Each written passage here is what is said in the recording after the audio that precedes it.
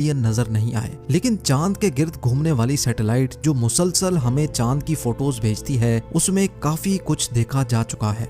Alien researcher Scott सी wearing का मानना है कि नासा की तरफ से पब्लिश की जाने वाली चांद की फोटोज में ऐसे कई स्पॉट्स देखे गए हैं जहां अंडरग्राउंड एलियंस के होने का खदशा है।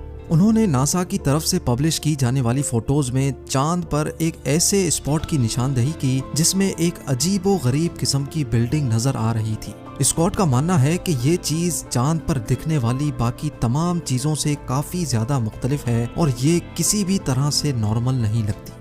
जब स्कॉट ने अपनी ये रिसर्च पब्लिश की तो उसके बाद जो हुआ वो यकीन करना मुश्किल था। चंद ही दिनों के बाद जब नासा ने चांद की फोटोज अपडेट की तो वो बिल्डिंग नुमा चीज वहां से गायब हो चुकी थी। स्कॉट का मानना है कि अगर चांद पे किसी भी किस्म की एक्टिविटी नहीं हो रही तो फिर ये बिल्डिंग नुमा चीज यहाँ से गायब कैसे हो गई। या तो नासा ने उस स्पॉट को एडिट करके छुपा दिया है या फिर वाकई चांद पर कोई ना कोई एलियन एक्टिविटी हो रही है।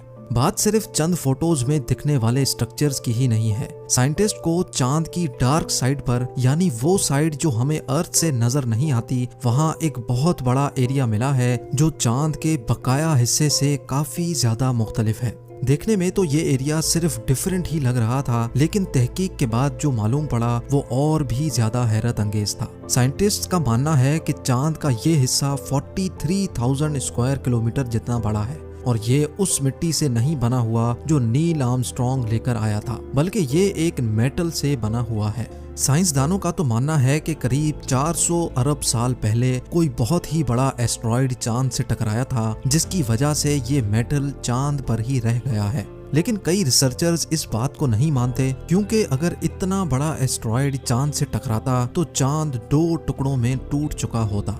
उनका मानना है कि मेटल से बना चांद का ये हिस्सा यहाँ मौजूद अंडरग्राउंड एलियन सिविलाइजेशन की निशानी भी हो सकती है। चांद से हटकर अगर मार्स की बात की जाए तो अभी तक हम 21 रोबोट्स मार्स पर भेज चुके हैं। मार्स, जिसको रेड प्लेनेट भी कहा जाता है, वो जमीन से करीब 40 करोड़ किलोमीटर दूर है, लेकिन सूरज के गिर्द चक्कर काटने के दौरान हर 2 सालों के बाद एक दिन ऐसा भी आता है जब मार्स अर्थ